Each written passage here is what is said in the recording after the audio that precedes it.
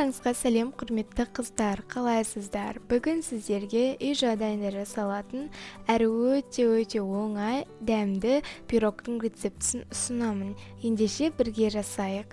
Алдымен бізге 4 жұмыртқа қажет болады. Және бізге қант қажет болады. Қантымызды салып, осыны миксермен 4-5 минуттай массамыз 2 есеге ұлғайғанша араластырамыз.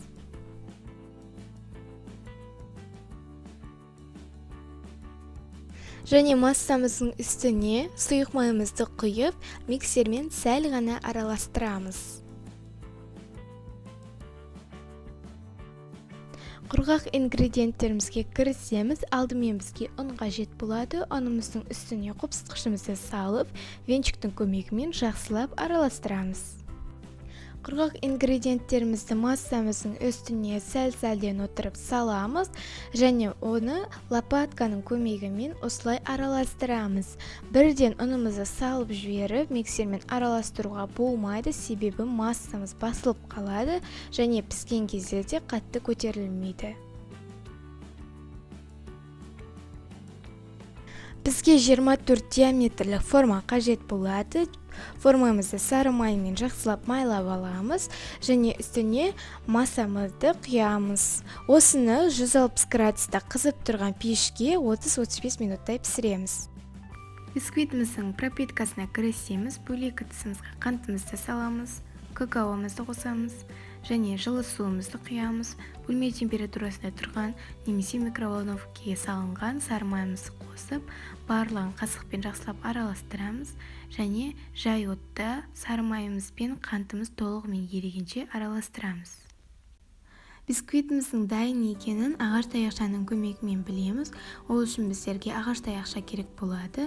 Осыны бисквитімізге саламыз. Егер де ағаш таяқшамыз құрғақ болатын болса, онда біздің бисквитіміз піскен деген сөз.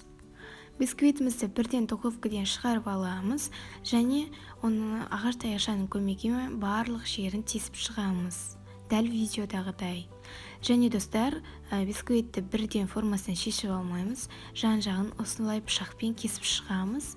Егер де бірден шешіп алатын болсаңыздар, бисквитіміз жыртылып кетеді. Және шешіп аламыз, оны кішкене ғана суытуға қойып қоямыз, толықтай суытпаймыз.